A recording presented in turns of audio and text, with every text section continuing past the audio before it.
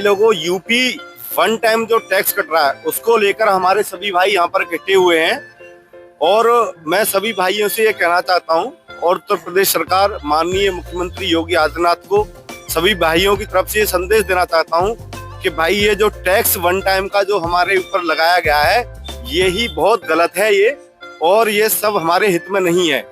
1 लाख किसी का 1.5 लाख किसी का 1,20,000 टैक्स आ रहा है, प्लस वो अगर टैक्स टाइम से अगर पे नहीं करते हैं उसको तो उस पर बहुत तगड़ी पेनल्टी आ रही है। बहुत परेशान हो चुके हैं इस चक्कर में, और जो है यही कहना चाहूंगा यूपी गवर्नमेंट से कि इसको पहले जैसे किया जाए। हमारी मतलब जो है किलोमीटर के विषय में कभी गवर्नमेंट ने नहीं सोचा, न किसी गवर्नमेंट ने, न ओला उबर कंपनियों ने भी नहीं सोचा। मतलब तो हम तो सब बेरोजगार हैं या आत्महत्या पे निर्भर हैं। जितनी भी एपेस्ट कंपनी है सब कमीशन खो रहे हैं और अपना कमीशन से मतलब है उनको। ड्राइवर के हित में कोई काम नहीं, ड्राइवर की कोई सेफ्टी है किसी प्रकार की, कंपनी भी अपना हाथ खड़े कर देती है। जब कोई ड्राइवर कहीं मरता है तो कंपनी हाथ खड़े देती है, हमारे ऐप से बुकिंग नहीं की है कस्टमर ने। सभी साथियों का बहुत बहुत स्वागत। साथियों अभी मैं राजेंद्र नगर साहिबाबाद में हूँ और लोहिया पार्क के सामने हमारे कुछ ये साथी खड़े हुए हैं।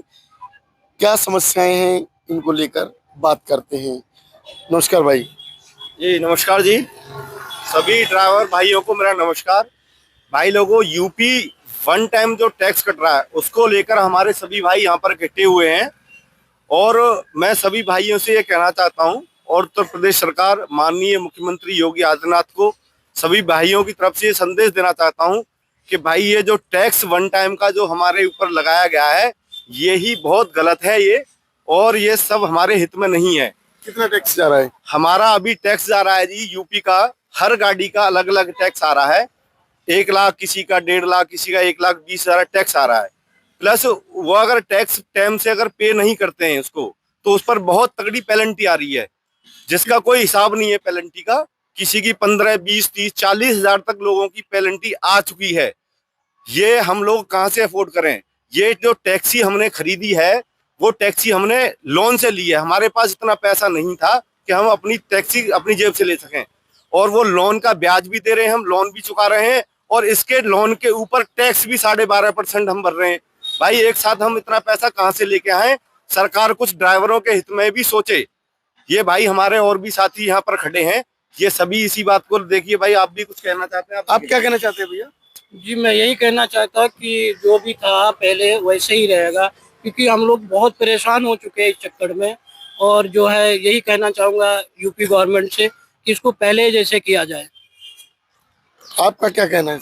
सर हमारा कहना यह है कि जो नई गाड़ियां निकल रही हैं, अगर उन पर एक साथ वन टाइम टैक्स लिया जा रहा है तो कहीं तक सही है, लेकिन जो पुरानी 1 साल 2 साल 6 महीने पुरानी गाड़ी है, जो ईएमआई और उसकी सारी कुछ बन चुकी है, जो कर्ज पे उसने गाड़ी ली है, अब कहाँ से टैक्स भरेगा, कहाँ से फिटनेस कराएगा, कहाँ से इंश्योरेंस कराएगा। और कंपनियों की कोई भी कंपनियां ओला उबर रैपिडो रेट बढ़ाने के लिए सरकार ने हमारी आज तक नहीं सुनी है। क्या रेट मिल रहा है आपको? रेट वही 7-8-9 7-8-9 क्या रुपए किलोमीटर के रेट मिल रहे हैं इस टाइम पर। 7-8-9 रुपए किलोमीटर के मिल रहे हैं इस टाइम पर। उसमें भी नॉन एसी का सिस्टम और लागू कर दिया है कंपनियों ने। पूरे दिन में आपको कितनी इनकम होती है? पूरे दिन में सर वही 1000-1200 रुपए का जो झगड़े कर रहा है, तो झगड़ेंगे। हाँ मेहनत करेंगे, सुबह निकलेंगे शाम को इस टाइम पे, और इसके बाद में लेट हो जाएंगे, तब वो 700-800-1000 रुपए तक के लगभग सब बच पाते हैं, बाकी कुछ नहीं बच पा रहा है, जिसमें कि 500-600 रुपए हमारी भी मजदूरी है। अगर हम मजदूर हैं तो क्या बच रहा है आप बताइए? Road tax, fitness, insurance, tax, state tax, toll tax, मतलब हमारी कोई सुनवाई कहीं से है ही नहीं।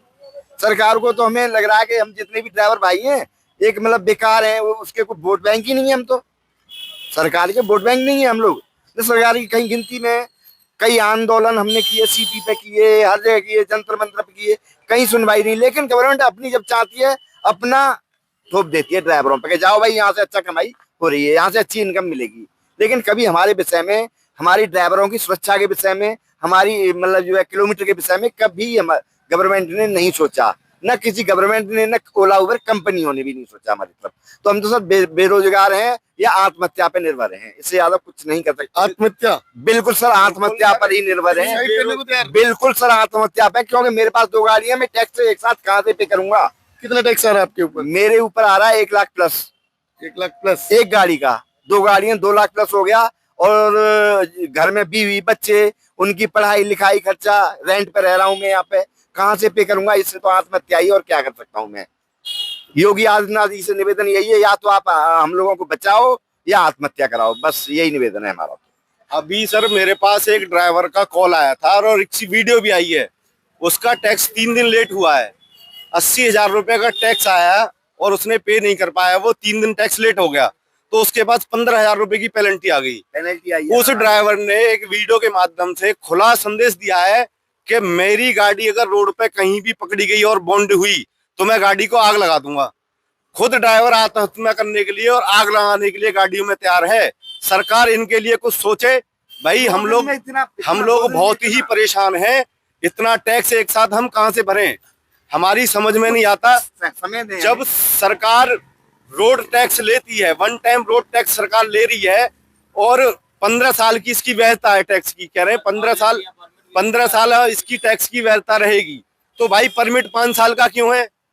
जब परमिट इसका 15 साल का होना चाहिए, फिर परमिट 5 साल का दे रही, टैक्स 15 साल का क्यों वसूला जा रहा है?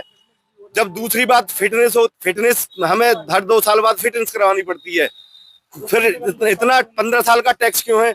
और जब रोड टैक्स एक साथ ले ही रही है गवर्नमेंट, फिर रोड पे टोल क्यों बना रखे हैं? टोल वसूला जा रहा है। जब टोल भी ले रही गवर्नमेंट, टैक्स क्यों ले रही है? जब टैक्स ही लेना है तो फिर टोल बंद करे गवर्नमेंट। सब कुछ एक साथ ही कहां से लेके आए हम? हमारे महंगाई इतने स्तर पर बढ़ चुकी है, हमारा स्तर घटता हुआ जा रहा है। हमारे ड्राइवर भाई ना तो कोई सुनता है, ना ही कोई आवाज उठाता है। हम इतने नीचे गिरे हुए हैं। हम क्या वोट बैंक नहीं, हम वोट नहीं देते सरकार को। मैं योगी आदित्यनाथ को, बीजेपी को खुला चैलेंज करता हूं भाई, अपने समर्थन में जितने भी ड्राइवर भाई हैं इनके समर्थन से हम इस बार बीजेपी को वोट नहीं देंगे। अगर सरकार अपने इस तरीके से बाज नहीं आई तो बीजेपी को कोई भाई वोट नहीं करेगा। अब दिमाग से निकाल दे बीजेपी सरकार अपने से, बीजेपी को वोट नहीं दिया जाएगा इस बार, ये दिमाग में डाल ले। क्या नाम है आपका? मेरा नाम राजेंद्र सिंह है, मैं टैक्सी चलाता हूं और टैक्सी भाई, टैक्सी ड्राइवरों के भेज में भाई, मैं आज यहाँ पर आपके माध्यम, आपके चैनल के माध्यम से मैं सरकार को इतना कहना चाह रहा हूँ, और मैं सरकार को चेतावनी भी दे रहा हूँ इस बात की, मैं बीजेपी को वोट नहीं करूंगा। और मैं अपने भाइयों को ये भी कहूंगा कि भाई बीजेपी को वोट ना करें। अगर इसी तरीके से चलता रहा तो भाई हम लोग बहुत परेशान हैं। सरकार हमारे हित में कुछ फैसला लेके आए और हमारी सुने। साथियों, जो ये जो ग्रुप है, इस ग्रुप में सभी ड्राइवर्स हैं और इनकी जो समस्याएं लगभग समान है। क्या कोई अलग भी समस्या है आपकी? नहीं, मेरा तो ये है कि हमें किस्त निकालना तक भारी हो रहा है, और आदमी इतने काम धंधा है नहीं, और ऊपर से सरकार ने टैक्स लगाया है, तो आदमी करेगा तो करेगा क्या? कमाएगा या टैक्स भरेगा, या अपने घर वालों को देखेगा, या बच्चों को देखेगा, या किस्तें भरेगा गाड़ियों की? अब इससे ज्यादा बताओ हम क्या कर सकते हैं? आत्महत्या ही करेंगे, और क्या करेंगे हम? इससे ज्यादा क्या करेंगे? आप क्या करते हो? मैं भी टैक्सी चलाता हूँ सर। कितनी पुरानी गाड़ी है? अभी 2024 मॉडल है। 24। आपका भी टैक्स नहीं पे हो पा रहा है? नहीं हो पा रहा है। 3600 की पेनाल्टी हो गई एक दिन में। एक दिन में पेनल्टी 3600 रुपए? 150। कितना टैक्स कितना मांग रहे हैं आपसे? हमसे मांग रहे हैं 78,000।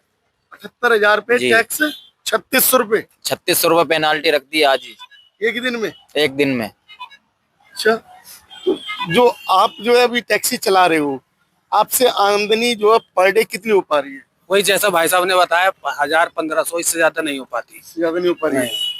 वो भी कड़ी मेहनत, कम से कम 10 से 12 14 घंटे तक चलाते हैं, तब तक नहीं तो नहीं जब भी पैसा ही हम मिलेगा। लोगों ने सोचा था, सरकार ने अभी भारत टैक्सी लॉन्च की है ना, हम लोगों ने सोचा था कि कुछ बेहतर होगा, लेकिन उसमें भी वही रेट आ रहे हैं, भारत टैक्सी में भी वही रेट आ रहे हैं। 4 ऐपों में कस्टमर बुकिंग करता है सर जी। एक ऐप नहीं, एक कस्टमर होता है, 4 ऐपों में बुकिंग डाल दी। अब मैं भी आ गया, भैया भी आ गए, ये भी आ गए, 4 लोग 4 टैक्सी में पहुंच गई। कस्टमर को दिखा के इस ऐप में सबसे कम रेट है, उसी ऐप, बाकी सारी कैंसिल कर दी, उसी ऐप में लेके चला गया वो। अब हम 3 लोग जो बाकी गए, उनका फ्यूल कहाँ से आएगा आप बताइए ना। कंपनियों ने उनके लिए बाउंड किया कि भाई तुम्हें एक ही टैक्सी बुक करनी है। हम 4 लोग पहुंच रहे हैं वहां पे, अलग अलग कंपनियों से 4 लोग पहुंचे, 4 गाड़ी खड़ी है, उससे कम रेट वाली दिखी, उसी में वो जो है बाकी 3 की कैंसिल मारी, एक में लेके निकल गया। तो हमारा फायदा हो कहाँ से रहा सर? हमारा तो नुकसान है। सुबह से शाम तक फ्यूल खर्चा, खाना पीना भी टाइम से नहीं मिल पाता है। अगर सच्चाई है, सभी ड्राइवरों से आप पूछ सकते हैं, कहीं पे भी किसी पर। सुबह ड्राइवर निकल रहा है, शाम को रात को घुस रहा है, सही से न खाना न पीना न सोना न उठना न बैठना, ऊपर से गवर्नमेंट की नए नए कानून ड्राइवरों पे ही थोपे जाते हैं, अदर किसी पे नहीं है।